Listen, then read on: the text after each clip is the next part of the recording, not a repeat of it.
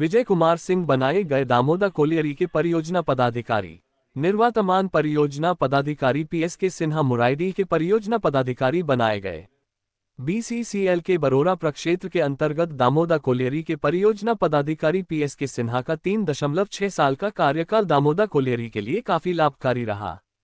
इनकी कार्यकाल में दामोदा कोलियरी को कई सम्मान तथा अवार्ड प्राप्त हुआ।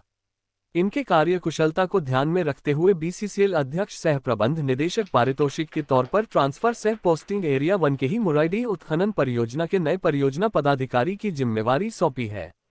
वहीं दामोदा कोलियरी के प्रबंधक के तौर पर कार्यरत विजय कुमार सिंह को वर्तमान दामोदा उत्खनन परियोजना के नए परियोजना पदाधिकारी की जिम्मेवारी दी गई है। विजय कुमार सिंह का कहना है कि निर्वातमान परियोजना पदाधिकारी से हमने बहुत कुछ सीखा है। इनके दिखाए मार्ग पर चलकर हम बेहतर उत्पादन क्षमता को बरकरार रखते हुए कोलियरी को और आगे ले जाने का काम करेंगे।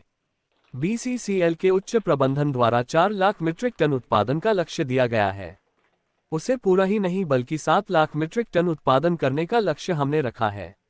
निवर्तमान परियोजना पदाधिकारी का आभार जताते हुए कहा कि यह एक कुशल पदाधिकारी थे, जिन्होंने विपरीत परिस्थिति में भी शांत और सौम्य तरीके से परियोजना को आगे बढ़ाने का काम किया है।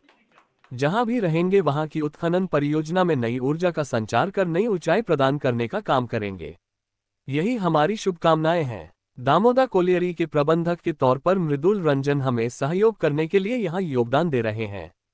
इन्हें भी हम धन्यवाद देते हैं तथा प्रोजेक्ट में काम करने वाले सभी पदाधिकारी, कर्मी, सहकर्मी और यूनियन के साथियों से यही अपेक्षा करते हैं कि हमें पूर्ण सहयोग कर परियोजना को आगे बढ़ाने में साथ देंगे, जिससे हम उत्पादन के क्षेत्र में नई कीर्तिमान स्थापित करने में सफल रहेंगे। इस अवसर पर कोलियरी सुरक्षा पदाधिकारी कुणाल कुमार, बिमल कुमार, C2 के अनिल बावरी, एटक के मतुधारी गोराई, BMS कार्तिक महतो, जनता मजदूर संघ के सूर्यबली साफ, दौलत महतो, जगमोहन महतो, बसंत कुमार समेत कई अन्य अधिकारी और कर्मी उपस्थित थे। बोकारो दामोदा से कुमार शैलेश सुमन की रिपोर्ट।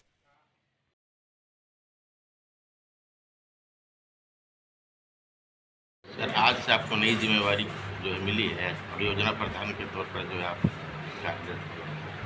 क्या प्लान होगा इस कोलियरी का डेवलपमेंट को लेकर? क्या मिशन है, क्या योजना है? मैं तो यहाँ पिछले 7-8 महीने से हूँ। तो हम लोग जो साथ यहाँ 7-8 महीने से काम किए हैं, उसी लाइन पे हम लोग आगे बढ़ेंगे। हम लोग का जो प्रोडक्शन है, शिफ्टिंग है, सबसे बड़ा हर्डल है। शिफ्टिंग हो जाएगा तो और हम लोग उस लाइन को बड़ा करेंगे और प्रोडक्शन और करेंगे और उसको उसी लाइन पे आगे।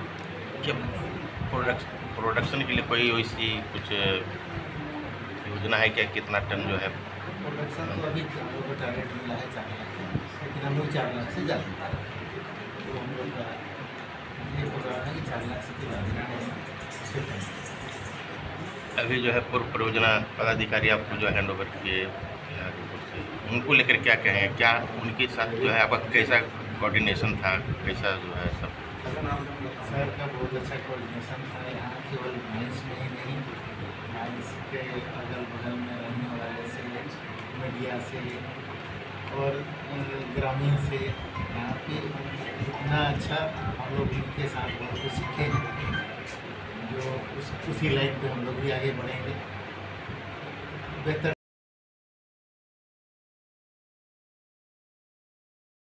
दामोदा कोलियरी के इस प्रांगण में उपस्थित हमारे सभी अधिकारी साथी, हमारे कर्मचारी, हमारे श्रमिक नेतागण और मीडिया से आए हमारे साथी और हमारे सभी कर्मचारी जो यहाँ उपस्थित हैं या नहीं भी उपस्थित हैं, कोलियरी में अपने काम में व्यस्त हैं, मैं सबको अपनी ओर से बधाई देता हूँ और आशा करता हूँ कि सभी दामोदा के विकास में हमेशा मदद करेंगे। जहाँ तक दामोदा में मेरा सेवा कार्य का विषय है, लगभग मैं 3.5 साल यहाँ रहा और इस 3.5 साल में हम लोगों ने आउटसोर्सिंग पैक चलाया। उसमें 3 साल हम लोगों ने टारगेट अचीव किया। फर्स्ट साल हम लोगों ने 65 करोड़ का प्रॉफिट दिया, दूसरे साल 92 करोड़ का दिया, तीसरे साल हम लोगों ने 110 करोड़ का प्रॉफिट दिया। उसके बाद डिपार्टमेंटल माइंस बंद हो गया, टेन्योर पूरा हो गया उनका। उसके बाद मैनेजमेंट को एक आशा थी कि अभी भी कोयला है दामोदा में तो इसको डिपार्टमेंटल चलाया जाए हमारे जो महाप्रबंधक महोदय हैं उनके कुशल नेतृत्व में और उनके मार्गदर्शन में हमने उनको रिक्वेस्ट किया कि सर दामोदा को डिपार्टमेंटली चलाया जाए, क्योंकि मुराइडी में उस समय ज़मीन की किल्लत हो गई थी और मशीन आइडल रह रही थी। जीएम साहब का कहना था कि सिन्हा साहब ये बहुत बड़ा चैलेंज है, अगर आप एक्सेप्ट करते हैं तो हम आगे बढ़ेंगे। हम बोले सर हम चैलेंज को एक्सेप्ट करते हैं और हमारा जो टीम है हम पर उस पर पूरा विश्वास है कि हम लोग उसमें कहीं भी चूक नहीं करेंगे।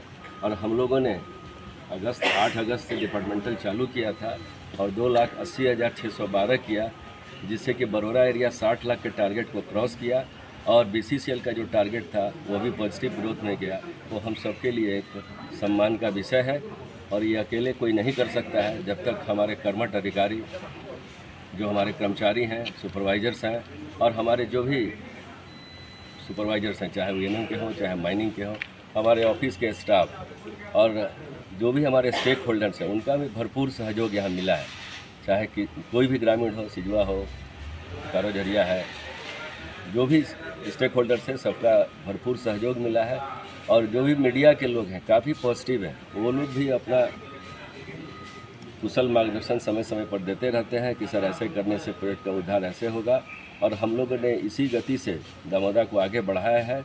और मैं बता देता हूं कि उच्च प्रबंधन का दामोदा पर पैनी निगाह है और सबको आशा है। टारगेट 4 लाख दिया गया है, लेकिन जो कैपेसिटी है उसके हिसाब से 7,10,000 करना ही पड़ेगा। 7,25,000 के आसपास टारगेट अभी फिक्स हुआ है, जो परसों भी हुआ है, और उसमें 18 लाख का वो भी है।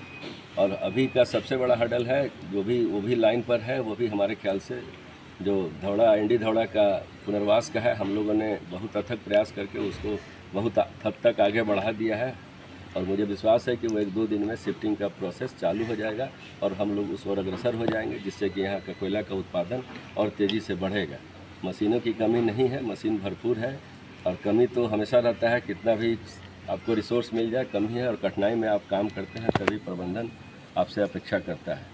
और ट्रांसफ़र नौकरी का नियति है, ट्रांसफ़र होना है और उच्च प्रबंधन का आदेश है, तो हमारे DT साहब, हमारे CMD साहब का आदेश है और हमारे GM साहब का आदेश है। तो मैं इसी तहत यहाँ से मुराइडी की ओर जा रहा हूँ। वहाँ भी लोगों की काफ़ी अपेक्षा है और मैं अपने ओर से प्रयास करूँगा उच्च प्रबंधन के आशा पर मैं खरा उतरूँ और आप सबका आशीर्वाद मुझे चाहिए अंत में कि मैं वहाँ भी सफल हूँ और जो भी मेरा